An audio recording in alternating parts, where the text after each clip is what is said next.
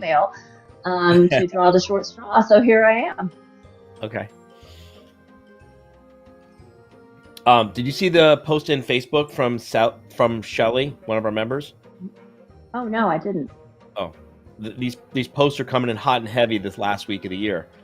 I love this one. The numbers are in. The numbers are in. Last year, 1.5 million. Our goal for this year was 2.3 with a stretch of 2.4. Final numbers, 2.349919 and 38 cents. That's $2,349,919.38 for a 53% growth.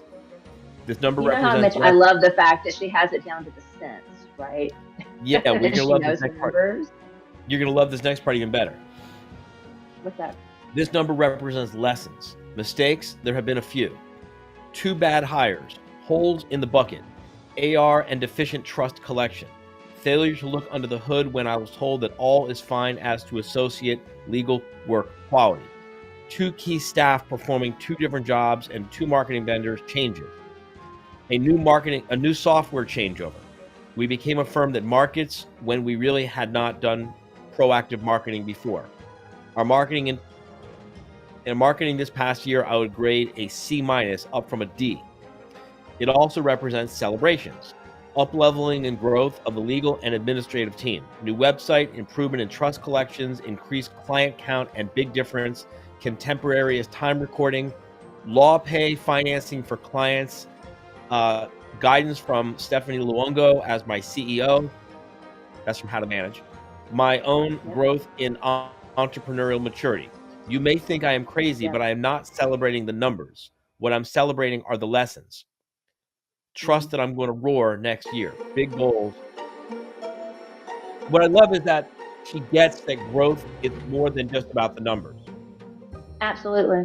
I always say every lesson has a cost, inside and outside of the classroom. It's just the reality of life. Yeah. Are you going to be at the live quarterly meeting in January? I am going to be at the live quarterly meeting. I'm so excited.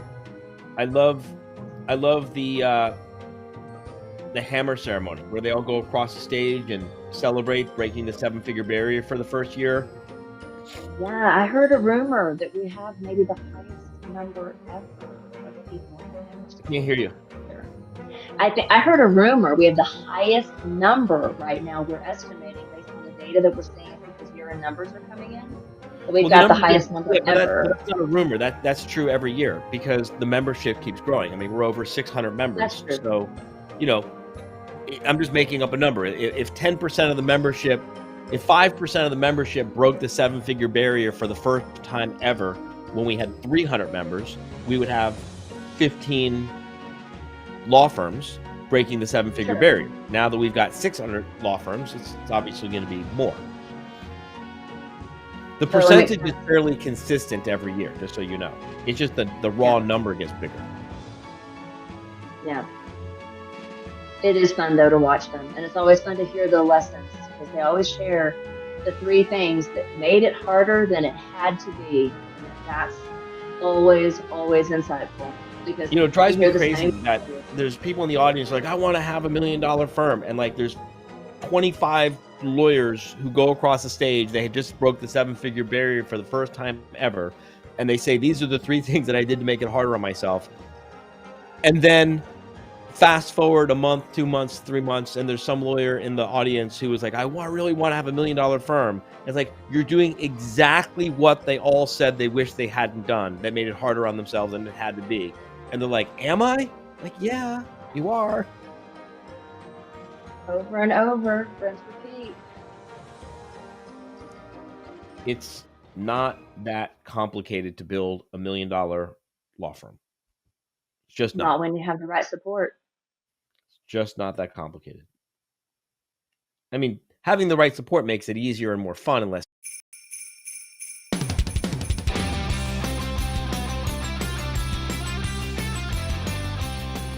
Welcome to 12 Days of Law Firm Growth, the show for law firm owners who are serious about growing their business, maximizing profits, and reaching their true potential.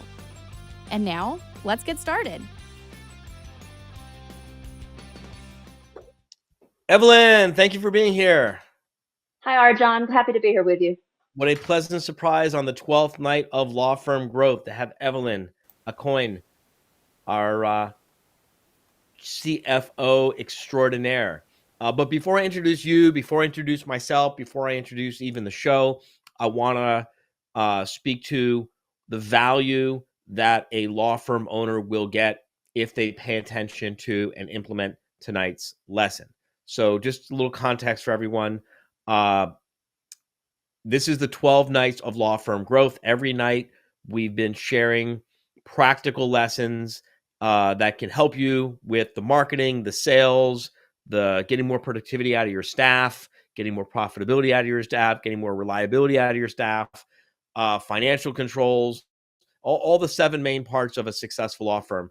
Every night I've asked a different person from my team to go into the vault.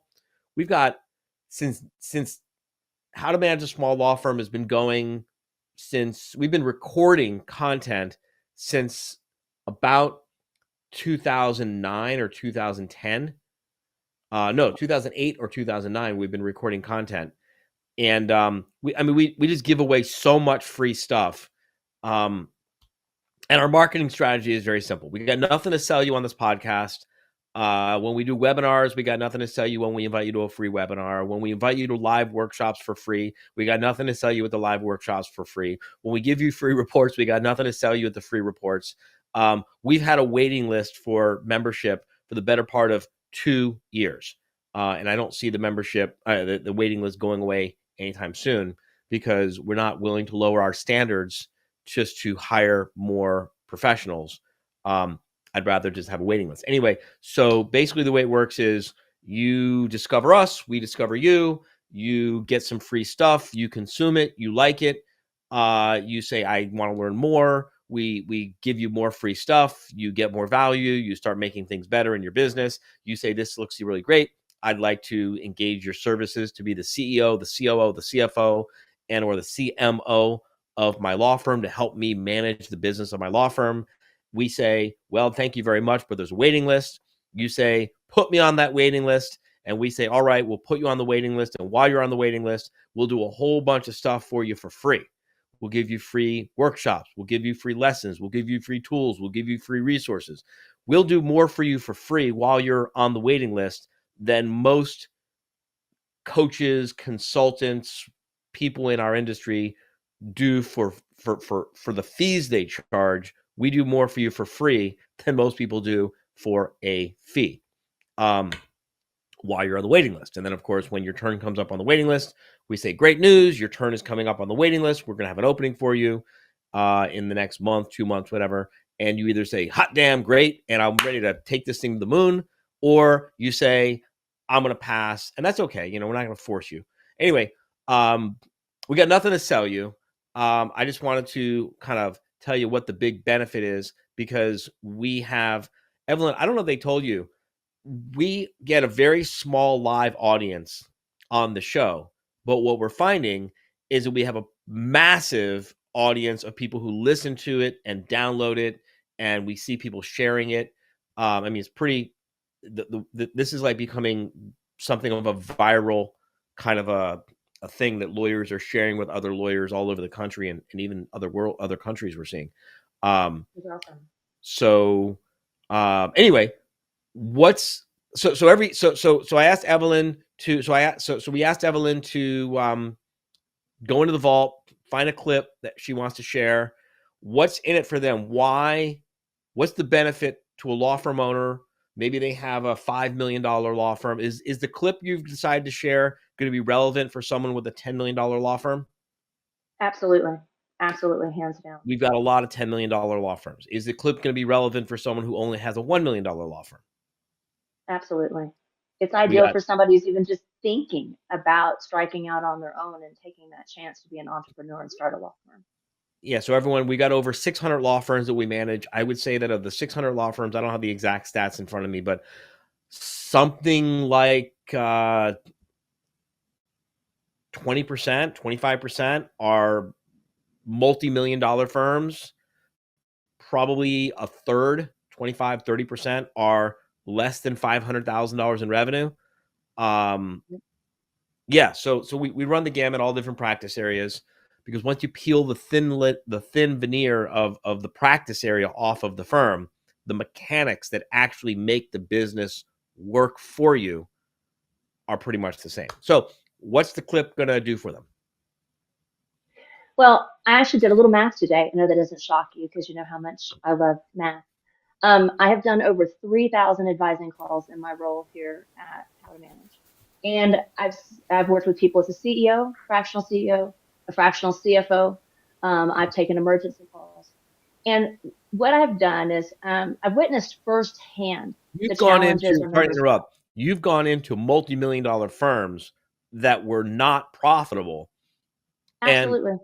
without raising the gross revenue by one single dollar, Right. and without raising rates even at all, No, you have been able to take multi-million-dollar law firms from not being profitable to being extremely profitable just by doing exactly. what you do as a CFO. Completely. And what do you Completely. say about the lawyer who says, I've never studied law firm management in my life. I Hmm. don't have a finance degree. I don't have an MBA. I can't really truly understand a set of financials, but that qualifies me to say that that's not possible. How could you possibly raise the profitability of a law? What do you say to that lawyer, Evelyn? You know what I say to that lawyer? What I do you say, say to guess that lawyer, what? Evelyn? What do you say? I say, guess what? I don't practice law. You practice law, and let me show you how to use your data and your metrics to make decisions faster with less risk and more confidence. And we can turn around your situation as quick as you'll take my advice. Now, if you won't take my advice, that's another story. But if you'll trust the metrics, you'll trust my track record, our track record, how to manage this track record. Our methodology is proven over and over and over and over and over. There's no question that our methodology Hundreds and works. The hundreds only and question hundreds is and if you'll hundreds and play all hundreds in. and hundreds of times. There's no No, but question the I'm a methodology special works. snowflake. You don't understand. I'm different than everyone else. There's a reason why my law firm can't be profitable, even though hundreds and hundreds and hundreds and hundreds and hundreds and hundreds and hundreds, even into probably the thousands of law firms you've helped to make profitable. I'm special. Don't take that I away took from me. How dare you take that away from me? I'm a I took special a fuck up. I love to melt the special snowflakes. It's the reason I live on a fucking ski mountain. I took a multi-million dollar law firm that was exclusively doing services on a subscription basis and turned around their profitability. So, you can't throw me a business model or a billing model or a practice area that our team hasn't seen and hasn't developed the right tools and metrics and information in the way to help turn things around. That's one of We've the done it. We've biggest done it time and That's time one of the again. biggest annoying, stupid things that lawyers we don't hear this all the time, but like it's so crazy. And maybe someone listening to this is going to recognize that maybe you yourself feel this way. And if you do, I promise you we can help you out of this. And we probably won't even let you work with us. We won't let you pay us until we first help you fix this problem, because otherwise it's just going to be miserable. It's like they develop a relationship with their problem and they Yes. start feeling special because of their problem.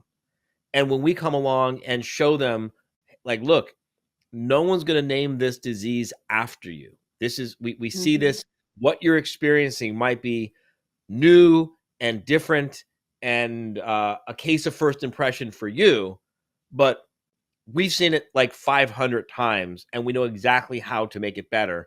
And lawyers actually will start arguing with us and then they run away because they want to feel special. Right. Because they identify so much with the problem, they actually worry what's going to happen to their identity if they don't have the problem. Yeah, I'm thinking of one particular person recently who oh my god. Anyway, so what's in it for them, and then let's roll the clip. Well, this clip applies across the board. Like you said, practice area, size of law firm doesn't matter. This clip is a 1-2 punch on that seventh area every single law firm has, the you. And again, after doing over 3,000 advising calls, I've seen the problems, I've seen the challenges. I honestly, truly believe, I personally watched the clip 3 times today. And each time I watched the clip, even being part of How to Manage, have heard the lesson numerous times before, this particular synopsis of the lesson, each time I listened to it today, even I took an extra different nugget or an extra different thing stuck out for me. To me, it's something that you could listen to 100 times and take something away every single time. It's pure R. John gold. And I'm not just kissing your ass. Maybe we should just play it over and over and over again for the next 45 minutes. Well, I get paid by the hour, so that's fine with me. I don't get paid by the hour. We don't give a shit. Listen, by the way, anyone who's still charging by the hour in your law firm, please let us help you fix that. I'm not saying we can fix it in every law firm, but you'd be surprised how often we can fix that problem and get you off the billable hour. And bam, profits go up, revenues go up, client referrals go up, staff turnover goes down, staff frustration goes down. Your number of hours you have to be stuck in the office every month, every week go down. Everything is better when you, to the extent that you can get your law firm off of the billable hour, every part of your business will work better. I'm not saying we can get everyone off of it all the time, but to the extent we can, even if we can just get you 25% off the billable hour, 25% of your business will get better. Lawyers who, it's amazing how many lawyers will literally devote their entire life, forget about their career, their whole life, their whole professional life, they will devote to a business and an industry that they haven't even studied and don't really understand the history and the origins of. And they don't even understand where the billable hour came from and why lawyers originally started using the billable hour and how that original use of the billable hour has become totally mutated over the last 60 years, 50 to 60 years. It's been completely perverted and mutated into something that it was never meant to be. And that's a big part of the reason why law firms that bill by the hour have the kind of problems they have that are so easy to fix. All right. So anything else you want to say about the clip before I try to guess where and when it was recorded? No, I say let's go to the clip. All right. Let's. Ooh, that's my kitchen. I know that. That's my kitchen table. Yep. So that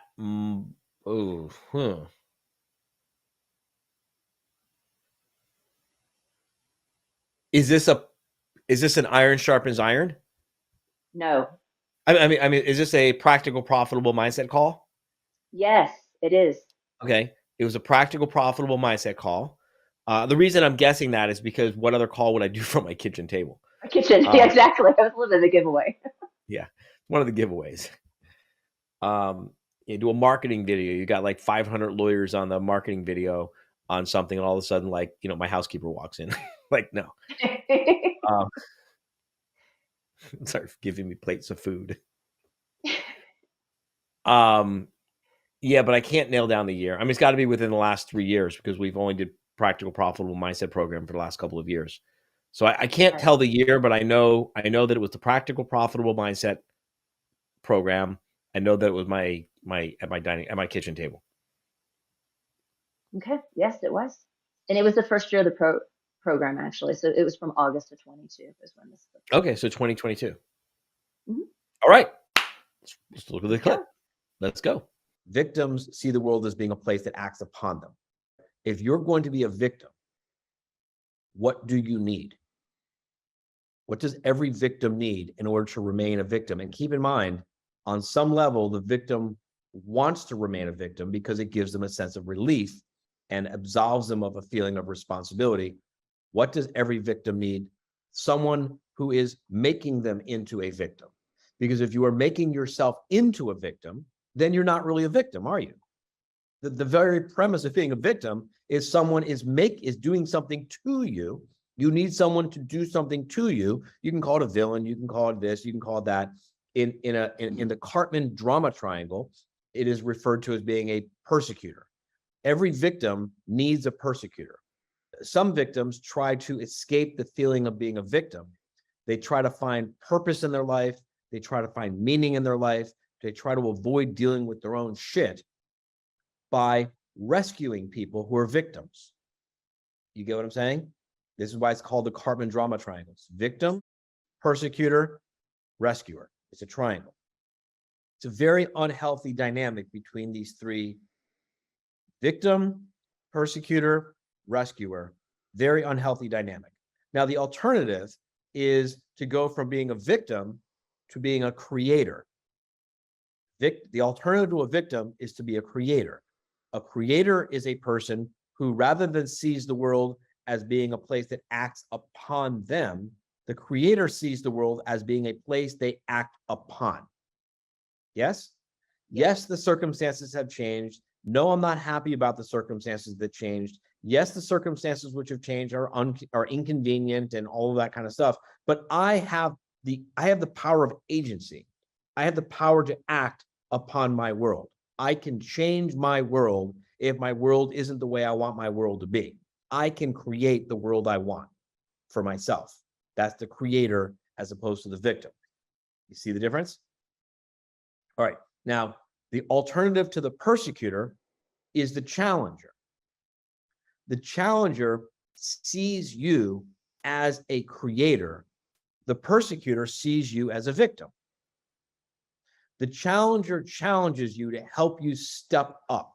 The challenger challenges you to help you step out of your own way. The challenger challenges you to try to get you to see your own power. The challenger challenges you, taunts you, harasses you sometimes even to get you to just fucking do something. You get what I'm saying? Because at the end of the day, the challenger sees you as a person who's capable of stepping up and changing your life. The alternative to the rescuer is the coach. The coach sees you also as a creator. Here's my point. A victim does not see their own agency. A victim does not see their ability to change the world, to change their world. A victim does not see that they have the ability to rewrite their own story and reinvent themselves. A creator says, every morning I wake up and I create a new me. And I can create a new me with these ideas, or I can create a new me with those ideas, or I can create a new me with some other ideas. Every morning I wake up and I choose what I'm going to believe. I choose my values. I choose my priorities. And so a creator who learned something yesterday wakes up and says, I learned something yesterday that I'm going to incorporate into my new beliefs today. And if I am a challenger or a coach, and I see all of the people that I work with as creators, I'm going to be happy to share with them what I've learned and how I've grown and how far I've come, so that they can learn and grow and incorporate this into their new creation today also. I think I'm wearing the same shirt. If you were only in your kitchen, we wouldn't know the difference. Well, can you go back and show that clip again? Just show the image, because it's actually really interesting. You see that? You can't really see you're only seeing the bottom of the painting, but you see that painting that with like the gray and black and white? Uh-huh. Yeah. That is a painting that was made by Sarah Kaki's father. I have two of his paintings. Behind me is another one of his pieces. I love his work. And it's a picture of a bird in a cage looking at a shadow of itself on the wall. You follow? Yes. Mm-hmm. But behind it, the cage door is open, and behind that, the window is open. Oh, I love it. And the bird is literally sitting in a cage thinking it's trapped because it sees a shadow of itself in a cage trapped, but it never even turns around to see that the door to the cage and the window beyond the cage is open. And the piece behind me, can you see this? Mm-hmm. Yes. I don't know if you can tell, the top of it's a little bit cut off, but it's a portrait of a guy Mm-hmm.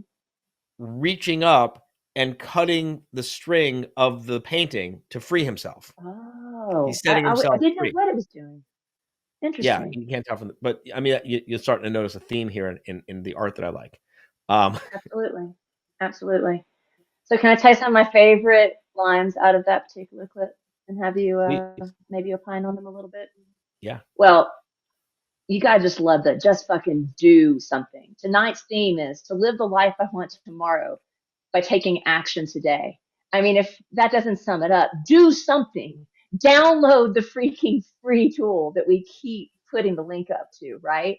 Do a business plan if you've never done a business plan. Do Or it if you've done badly. one, Do it badly. and do it differently. Do something, but take action. Like, it sounds so simple, but just do something, right? I mean, how many times do we say this, Arjan? I'm looking for a poem that I want to read, but keep talking. Okay. So the other thing that really resonated with me as well is when you talked about victims don't wake up and think a certain way, creators do. And when you think of yourself as a creator, you wake up and you say to yourself, I can create the world I want. And you can create the way you want to experience the world and believe you have the power to change the world, change your corner of the world, right? And lawyers, they change people's futures one matter at a time, all day long. Every single practice area, in every single discipline, in every single country around the world. You know, a quote I learned a long time ago is lawyers are the only people who actually read the instructions on the top of the box that we all have to live with and live by the rules.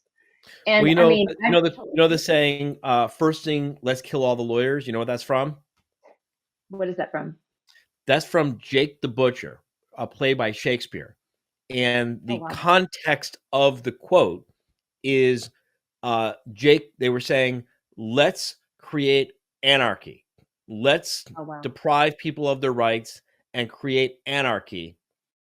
And they said, okay, but the first thing we have to do is kill all the lawyers, because lawyers are the people who stand between people who would deprive of us our rights, people who would, lawyers are the last line of defense in a civilized world. And, Absolutely. all lawyer jokes aside, it's true. You take the lawyers out and, I was talking to a friend of mine once years ago, and he used to be in the Marines, and he was actually one of the Marines that would guard the president. And he's got like pictures of himself playing volleyball with the president on their off time. And we were talking about this, and I was kind of, bitching about the United States. And he said, you know what? Even though bad things happen in this country, which certainly lots of bad things do happen in this country, he said, do you understand how lucky we are, how fortunate we are to live in a country where when bad things happen, there's usually a consequence? Not always, not perfect, but do you understand that, like, how fortunate we are to live in a country where when bad things happen, usually there is a consequence?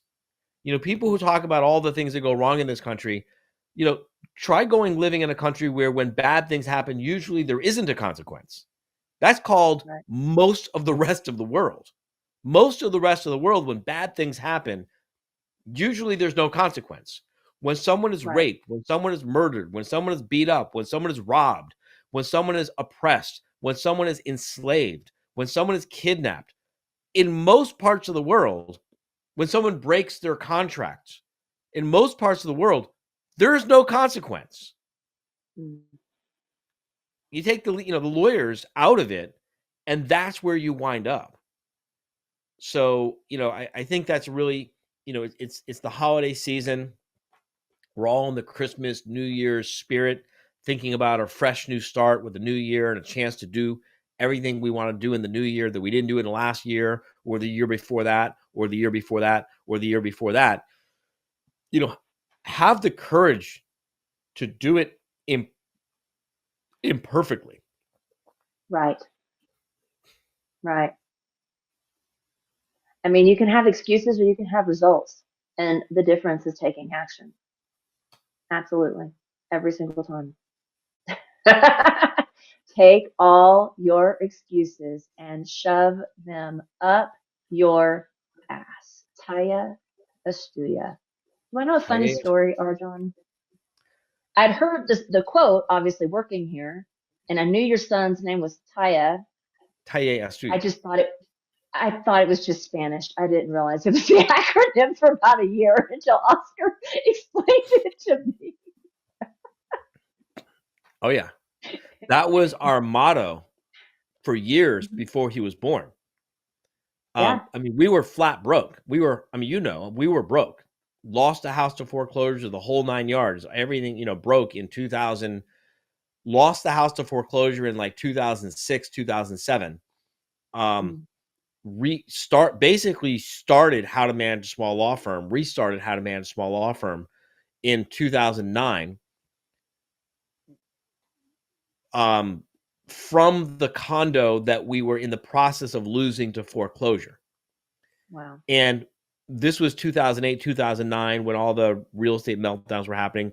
And I had a friend who did foreclosure defense, and he said, listen, I can keep you in this condo almost indefinitely. I mean, he looked at the condo, the loan documents and everything. He said, I can keep you in this condo almost indefinitely if you want to.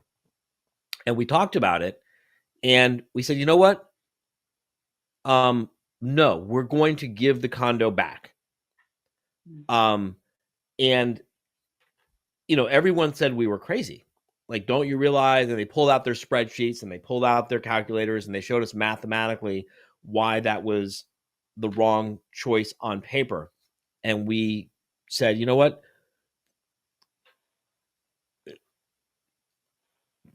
Our mindset cannot expand while we're in this place that we are in the process of losing. Yeah. We need to free ourselves from this environment and put ourselves into an environment where we can grow. Right. Yeah. And the final straw came one night. I went to Home Depot to buy like an electric box, like a little, you plug something in. Mm-hmm. And I was at Home Depot to buy this box, and there was like 3 of them in front of me. There was the one that was $5 and it was metal. And there was the one that was like $2 that was plastic. And then there was the one that was like 59 cents or something that was like really cheap piece of shit plastic. And instinctively, I, of course, went for the $5 metal one to buy the good one. And then I thought to myself, I'm losing this place to foreclosure. Why would I spend $5 when I could get the same thing temporarily accomplished for 59 cents? And I went home and I told Allie, I'm like, we got to get out of here. We got to give this place up. We got to get out of here. We have to free ourselves from this albatross that we're living with. Like, we're living with an albatross. And we got out of there, and within the first year that we were out of there, we grossed $75,000. No, the first the first year we were out of there, we tripled our revenue, almost tripled our revenue from $75,000 gross revenue to $200,000 gross revenue. We lived on Allie's art. The second year we were out of there, we went from $200,000 gross revenue to $600,000 gross revenue.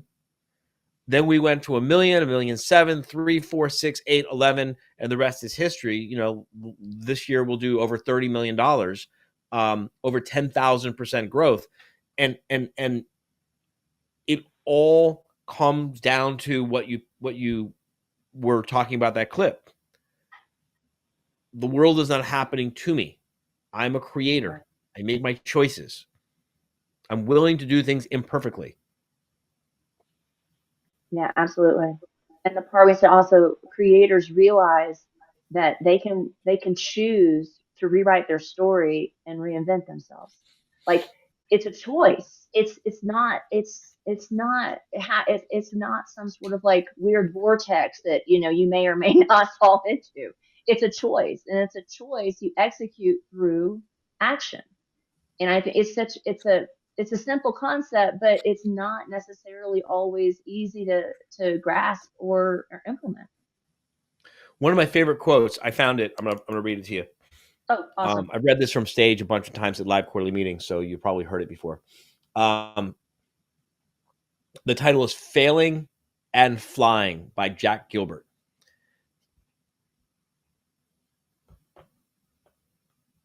Everyone forgets that Icarus also flew. It's the same when love comes to an end, or the marriage fails and people say they knew it was a mistake, that everybody said it would never work, that she was old enough to know better. But anything worth doing is worth doing badly. I'm going to repeat that. Anything worth doing is worth doing badly. Like being there by the summer ocean on the other side of the island while love was fading out of her, the stars burning so extravagantly those nights that anyone could tell they would never last. Every morning she was asleep in my bed like a visitation, the gentleness in her like antelope standing in the dawn mist. Each afternoon I watched her coming back through the hot stony field after swimming, the sea light behind her and the huge sky on the other side of that. Listened to her while we ate lunch. How can they say that marriage failed? Like the people who came back from Provence, when it was Provence, and said it was pretty, but the food was greasy. I believe Icarus was not failing as he fell, but just coming to the end of his triumph. Wow. Anything worth doing is worth doing badly. It is worth doing your business plan badly. It is worth doing your marketing plan, which is part of your business plan, badly. It is worth doing your sales plan, which is part of your business plan, badly. It is worth doing your first budget and set of financial projections badly. And here's a spoiler alert for everyone. Your first one's going to fucking suck shit, so grow the fuck up and get it done. Right? I mean, how immature does a person have to be to think they're going to do it right the first time? You've never done it before. Of course you're not going to do it right. Of course the first one's not going to be correct. Of course the first set of financial projections won't be accurate. Of course your first business plan is going to be a primitive piece of shit. You don't think that I look back at my first business plan, I'm like, holy crap, did an 8-year-old do that? Right? But had I not gotten the first business plan done, I wouldn't have got the second one done, which was also terrible. And if I hadn't got the second one done, I wouldn't have got the third one done. And here I am, I don't know, I'm probably on my 40th iteration. No exaggeration. I'm not exaggerating. I'm probably on my 40th iteration of our business plan, because every quarter we review it. Every quarter we revise it. Every quarter we revisit it. And once a year we tear the whole thing down from scratch. Yeah. But too many lawyers, too many law firm owners, they judge their beginning by other people's middle. Yes. And like they keep themselves like that bird in the picture, a prisoner in their stories, and a prisoner in their excuses, and a prisoner in their routines, and like, oh, I'm too busy. No, you're not. You're not too busy. Yes, I am. Well, I can introduce you to hundreds and hundreds and hundreds of lawyers who are single mothers and single fathers and have elderly parents, and they're in a wheelchair. They have health challenges. They live in big cities where there's lots of competition. They live in small towns where there isn't a whole lot of business. They live everywhere. And if you want it bad enough, you find a way to get it done. And if you don't want it bad enough, that's okay. Just be honest with yourself and have the courage and the integrity to sit down with your family before the end of this year, please, and say, family, I don't really want it bad enough. We're going to have to make some changes to our plans. We're going to have to make some changes to our hopes and our dreams and our goals and our plans because I don't want it bad enough. And therefore, I'm not willing to do all the things that can be done to make our life better. And I'm not going to judge you, but be honest with yourself. Being honest is a great first step. The other thing I think that holds people prisoner is sometimes also this, I don't know how else to say it, but they're held prisoner by their own kind of perception of perfectionism and everything being precise and it being an exact right answer. Like they see everything black and white. It's either right or it's wrong. There's a million shades of gray when it comes to budgets and business plans and projections and marketing plans and all these things, a million shades of gray. We And talked about you this just have to kind of extensively over the last 12 days, by the way. So if anyone really wants to learn more about this, go back to the early recordings of the last 12 days, the 12 days of law firm growth. And I don't remember which episode it was, but we talked about this exact same concept, Evelyn. Yes. Please continue, though. Yeah, no, absolutely. And you gotta embrace the gray. You gotta embrace that it's not all black and white. Like literally just, it just accept it's going to be a shitty first draft, right? Of whatever you do. And if you just go into it with that realization, but yes, take action, do something, download the damn free resource we are giving you to create a business plan. If you have never done a business plan or you want to do it differently, or you're not even sure if you've ever had a real business plan, what have you got to lose, right? I mean, are you going to you're going to sprain your finger on your mouse? I mean, that's like the worst thing that could happen when you try to download it. Seriously. And if you do, I know a personal injury lawyer who can probably sue the mouse manufacturer for you.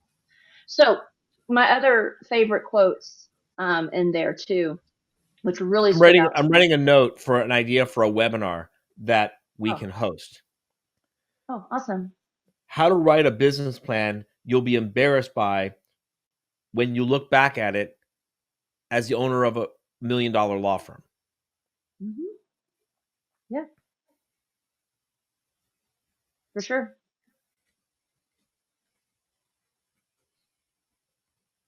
Please continue. I'm finishing the note. Absolutely. So the other piece of that clip that just really stood out to me, really almost every time I listen to it, it's actually a 1, 2, 3 punch because it was 3 things you strung together there kind of in that last minute, which is I wake up every morning and I choose what I'm going to believe. I choose my priorities and I choose my values. And what's understood in that statement, even though it wasn't necessarily tangibly said, is that every single day you have the opportunity to choose differently and to do something differently, believe something different, choose a different priority, potentially reprioritize your values. And I just think it's a very powerful concept. And when it comes down to that 7th part of the law firm, the you, it's so critical that they realize they've got that power of choice. And again, they're not victims. This isn't all happening to them. They've got the power to choose. And by the way, if you make a choice, then you decide wasn't a great choice, you can choose again.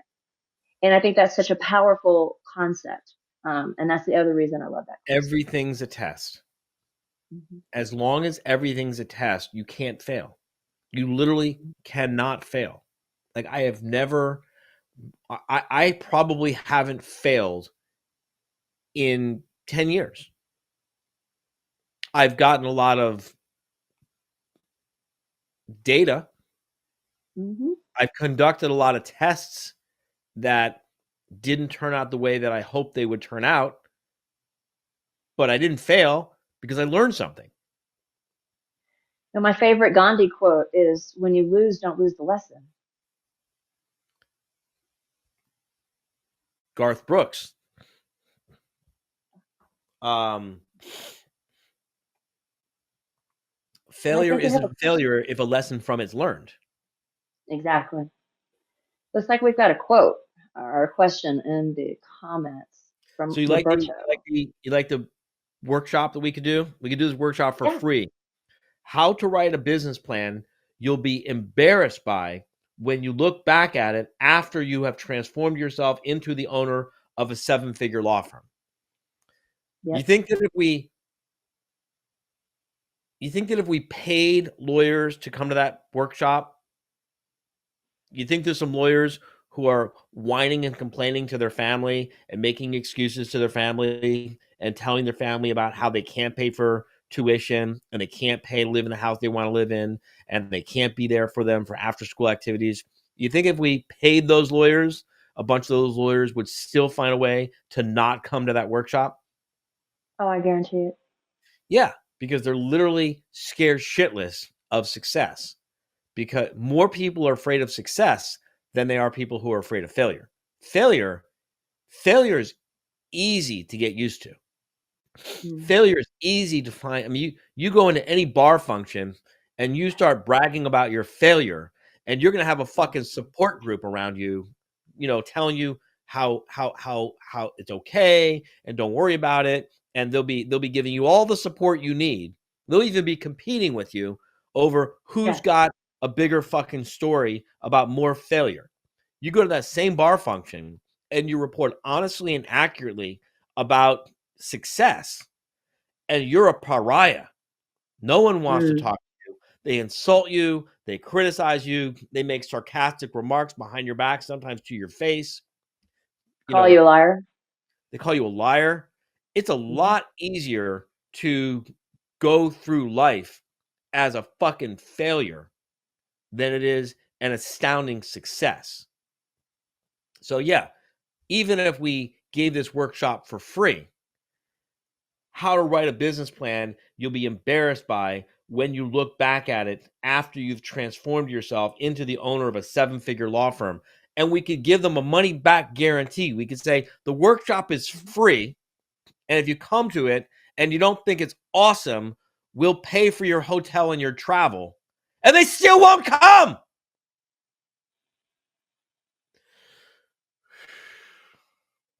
This is why I love our members so much. It's like such a pleasure for me to walk into a room every quarter and find 600 law firm owners who had and have the courage to step away and walk away from the herd. I fucking love exactly. Because inherently they want something different, or they wouldn't be a member at How to Manage. They don't join How to Manage to come in out of the rain. You've said this many times from stage. They're coming to How to Manage because they've made a decision that they do want to do things differently because they want a different result. And that's why Zig Ziglar said, if you want to get conventional results, follow conventional wisdom.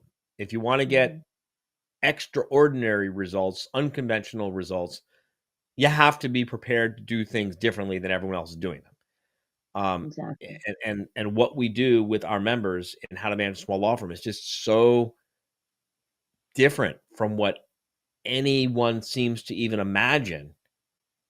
And it just works. I mean, I've been doing this for, holy crap, I've been doing this since 1999. This is all I've been doing since 1999 is helping lawyers build wildly successful law firms. And I learned from the best people on the planet were my mentors. I see we have a question. Yeah. You read it? Shall I read it? I'll read it. Roberto is his name. He's like owners, employees may also encounter mindset difficulties. For instance, how about when you're trying to jailbreak an employee with lots of potential? I tried bonuses, helping them paint their vision. But when I try to work with them on a higher level project, he misfires. However, when a colleague asks them for help, he shines. Sounds like a rescuer. I'm considering leaving him where he's at. He's good at that, and hiring a new person to help me with those higher level projects. I know my 100% that's what you should impression. do. 100% Roberto, that's exactly what you should do. You should 100% leave him where he's at and hire someone else to help you with those higher level projects. I could give you 100 examples. I could give you hundreds of examples. I could give you a excruciatingly detailed explanation that would make it like abundantly clear and obvious to you why that is what you should do. But we don't have the time to do that in this podcast. But I'm telling you, you should 100%, without a doubt, leave him where he's at and hire someone else to help you with the higher level projects. Roberto, let me say this. You don't have the right. You don't have the right, Roberto, to change that guy. He didn't hire you to be his coach. He didn't hire you to be his challenger.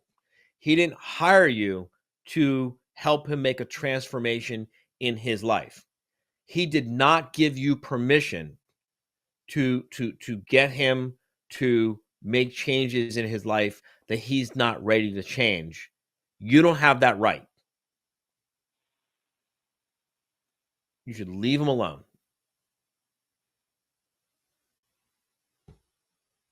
Evelyn, anything you want to add to that? No, you're right on. I think at the end of the day, you need to remember that even the most fabulous psychologists in the world have a hard time changing behavior.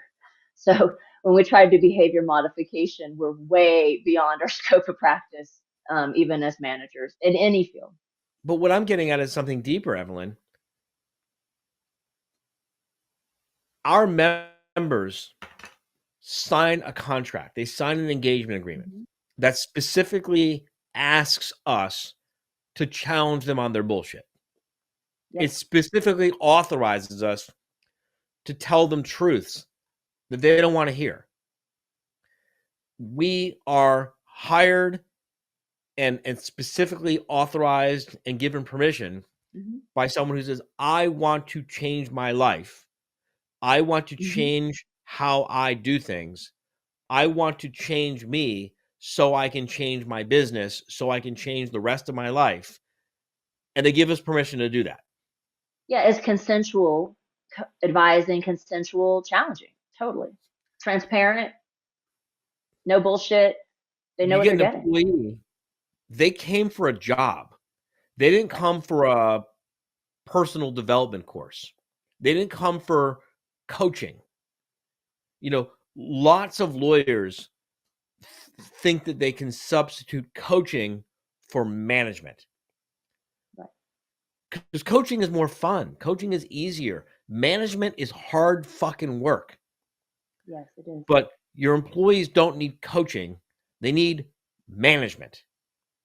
And you shouldn't give them the privilege of getting coaching from you until they've earned it by doing the job you've hired them to do to the standards that you've agreed with them they're going to do it. After that, you can then offer them coaching, and don't be upset if they say no thank you. Right. Do you participate in the Practical Profitable Mindset program? I do. And do you get that for free? I pay a nominal amount for it as an employee. But you pay something for it. I pay something for it, absolutely. Yes. Right. So our employees, we have over 150 employees. We've got this amazing program called the Practical Profitable Mindset Program, which, by the way, I'm not pitching or offering to you. It's sold out. There's no space left. Sorry, you missed it. But it's $2,000 a month, right? And we offer it to our employees, and we make them pay for it. We don't make them pay $2,000 a month. We give them a significant friends and family discount, of course. But if they don't pay for it, they don't value it. Don't coach your employees. First of all, you don't know shit about coaching. Probably. Maybe you do. But if you knew about coaching, you'd know not to coach people for free. And if you knew about coaching, you'd know not to coach someone who didn't give you permission to coach them.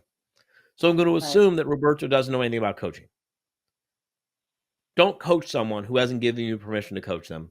And don't coach anyone for free, even if they ask you to coach them for free. Just don't do it. You're doing them a disservice. Yes, for sure. We have another comment, Arjan. Let me read it. You're uncharacteristically quiet tonight, Evelyn. Me? You. Yes. Well, I don't know. This is a good one. It says, I'm familiar with the victim and the creator. How do you distinguish between real assholes hurting others and challengers? Oh, so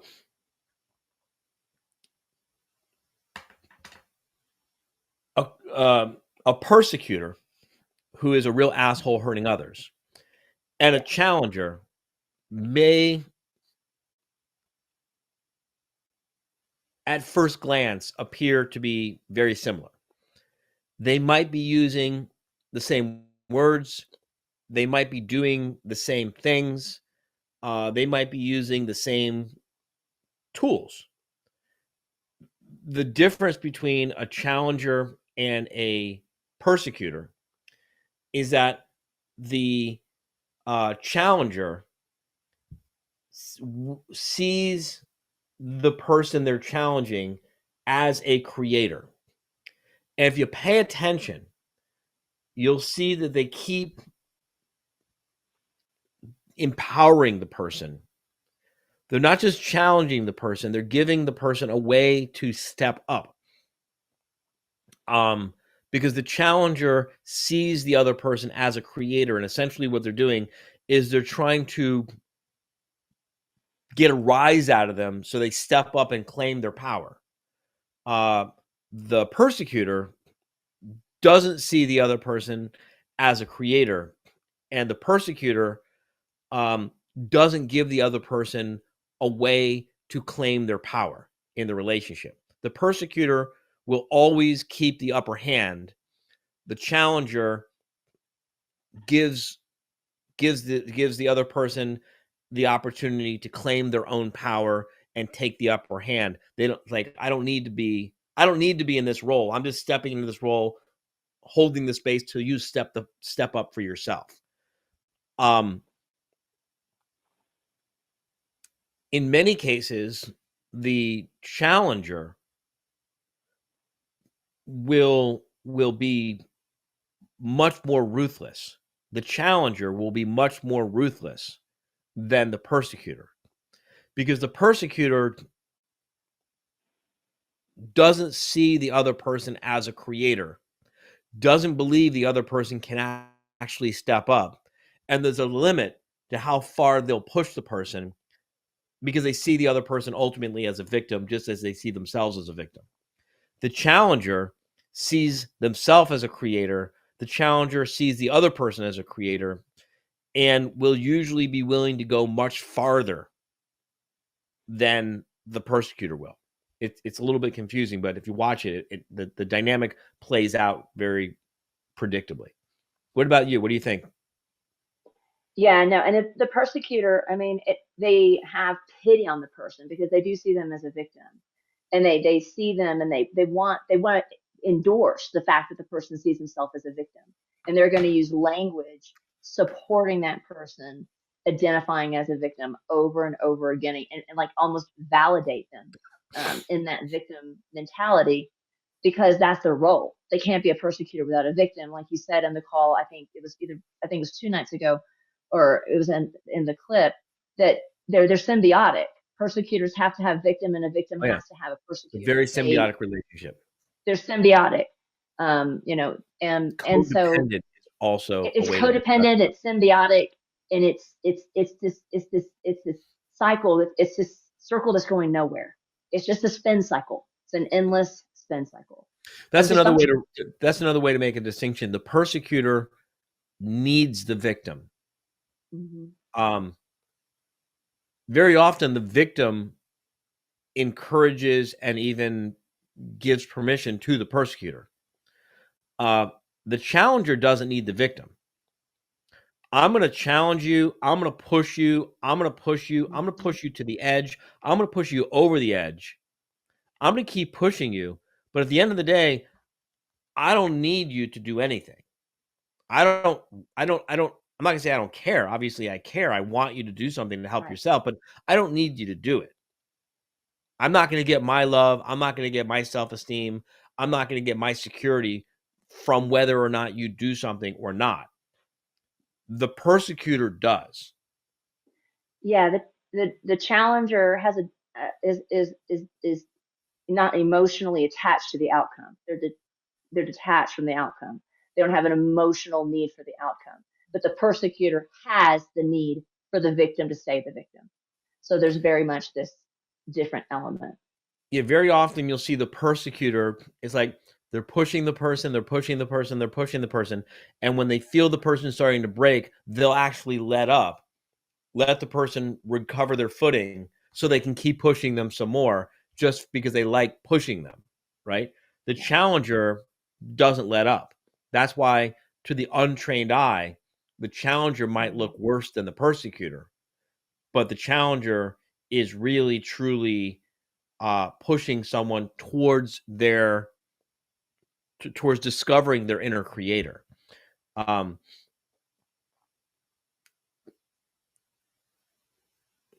People who see themselves as victims will very often mistake a challenger. People who see themselves as victims, when they see a challenger challenging another person, they'll often get triggered and say, you're persecuting that person. And like, I see this all the time. I mean, you've been in the room with me when this happened, where Right. I'm challenging, I'm pushing, I'm challenging, I'm calling someone on their bullshit, I'm challenging them, I'm pushing them. I mean, I'm pushing them and pushing them and pushing them and pushing them and pushing them. And someone will come to the rescue and say, stop persecuting that person. Here's that poor victim person. You're persecuting them. And I'll turn to the person that I'm working with and I'm like, am I being unkind to you? Am I being cruel to you? Do you feel like you can step up and excuse yourself from this anytime you want? And very often the person who I'm challenging will tell their would-be rescuer, leave me alone. He's not persecuting me. I'm not a victim. He's challenging me. He's helping me figure out how to do this. It's a very interesting dynamic. It's actually fascinating. Yes. And it does happen quite often that somebody will try and jump in thinking they need rescue. Well, usually what happens is they're getting triggered themselves and they don't feel comfortable with the tension that a challenger has to create and maintain in order to help the person have their breakthrough. And, and they can't stand the tension. And so they have to step in and break the tension. This is also why this personal development stuff that we're talking about is so important for prospective salespeople, marketing and sales. You got to learn to be comfortable with the tension and let the tension sit there, right? Like, I didn't tell you to go on a date with this person. I didn't tell you to go out on a second date with this person. I didn't tell you to keep dating the person after they showed you obvious signs that they were an asshole. I didn't tell you to marry the person. I didn't tell you to stay married to the person. I'm not the one who created the situation you're in. I'm simply asking you about the situation you're in to help you think it all the way through to how you're going to feel when you wake up in 10 years and look back at the last 10 years of your life about the decision you're making here today about whether to hire my firm to represent you in your divorce or stay married. And I could repeat the exact same dynamic with estate planning, with immigration, with criminal defense, with intellectual property, with litigation. I mean, you've got to learn to get control of what's going on inside of you. Sales is an inner game. And you got to get comfortable with this tension. Anyway, we are coming up on the hour. Time flew tonight. Wow. I know, just like that. Huh? Just like that, the 12 days of law firm growth. You know, and next thing you know, the year is over and the new year begins.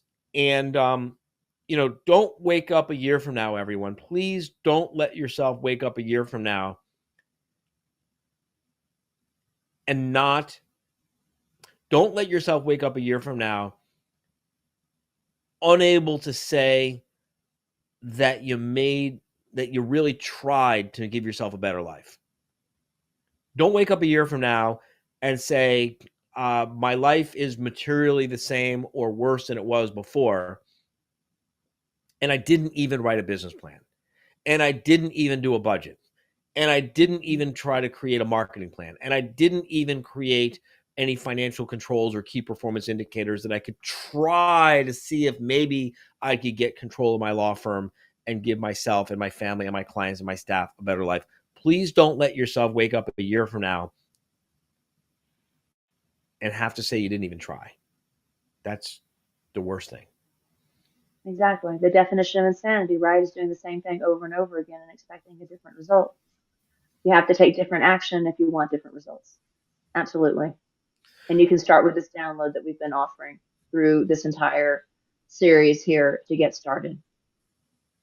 So we're at the part of the show now, Evelyn, where we go back and we listen to Carly's 12th night of Christmas, because tonight is the 12th night of Law Firm Growth. This is the final show in the series.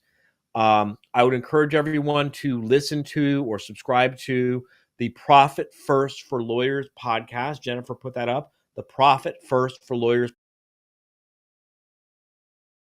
ended with 40-something amazing episodes, fun, insightful, practical episodes. And then there's also another podcast called The Vault. The Vault has 70 episodes of just clip after clip after clip after clip of mostly unedited content that we just grabbed and threw out there to share with everyone.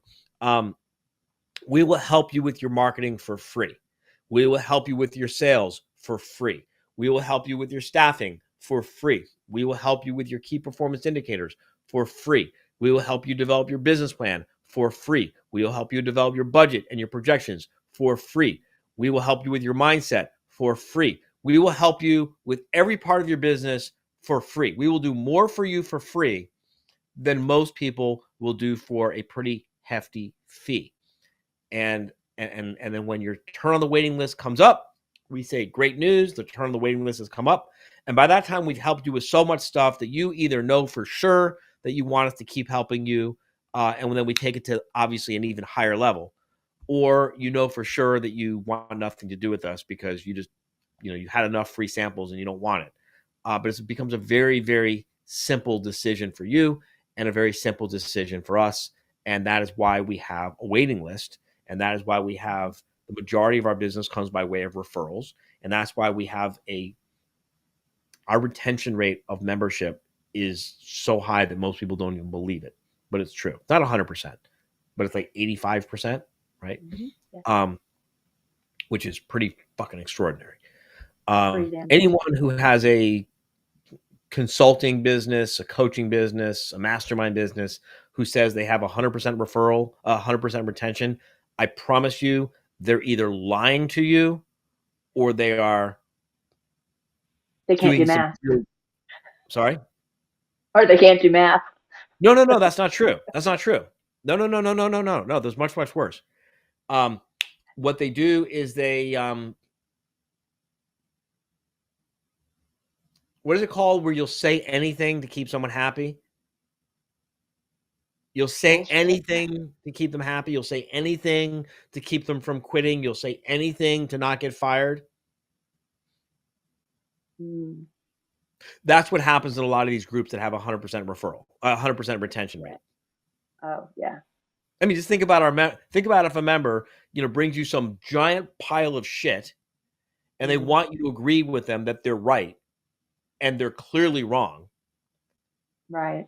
And they essentially say, if you disagree with me, I won't renew my contract. If you do agree with me, I will renew my contract. Well, then I guess you're not going to renew your contract because I'm not going to agree with something that I think is wrong. Absolutely not. But if you did, you'd have a higher retention rate. Yeah. The truth will set you free, even if it pisses you off first. Well, mostly the truth sets you free as a service provider because it frees you from people who don't want any part of the truth. Right. And he There's one of my favorite quotes. One of my favorite quotes was in a movie, and it was attributed to overheard at a Washington, D.C. bar. And the quote that was overheard in a Washington, D.C. bar that's referenced in this movie is, "The truth is like poetry, and everyone fucking hates poetry." All right.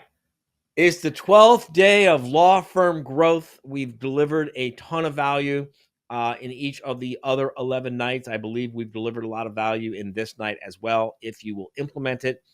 But to hold ourselves accountable, Evelyn, let's hear the jingle from the 12th night, because that established that made the promise, and let's make sure that we've delivered on the promise.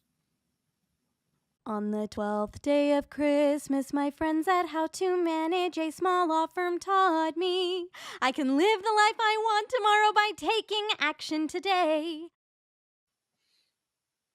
Do you feel like we've delivered on that? I think we've delivered on it. I'll add one more thing. Sure. I'll add one more thing, which is words that I was challenged with many years ago when I was broke. And I cannot express the depth of the gratitude that I have for the man who heard those words and had the courage to say yes, because that man delivered to me the life that I get to enjoy today. And it would have been so much easier for him to say no. And the question that was posed to him by his coach at the time was, are you willing to live for the next few years the way most people won't, so you can live the rest of your life the way most people cannot? And that man, the man I used to be, said yes. I was willing to live for a few years the way most people would not. They thought I was crazy living the way that I was willing to live. I mean, I took it to an extreme. But I get to live a pretty extreme life today that most people in the world do not get to experience. And I hope all of you answer that question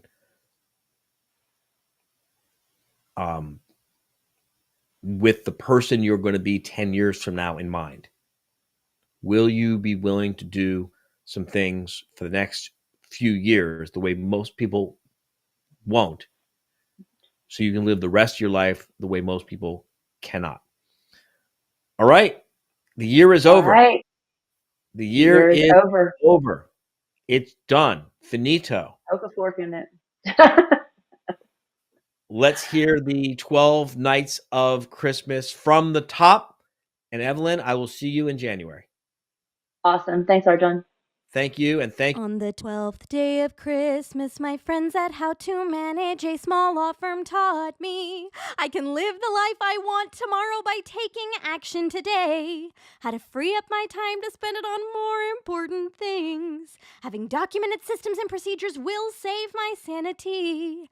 That the kindest and most loving thing I can do for my prospects is to sell them my services. How to bring in the customers I want and repel the ones I don't. I should only make a sacrifice for my business if it somehow improves my life. How to use my calendar strategically so I have a life outside of work and make my law firm a lot more profitable too.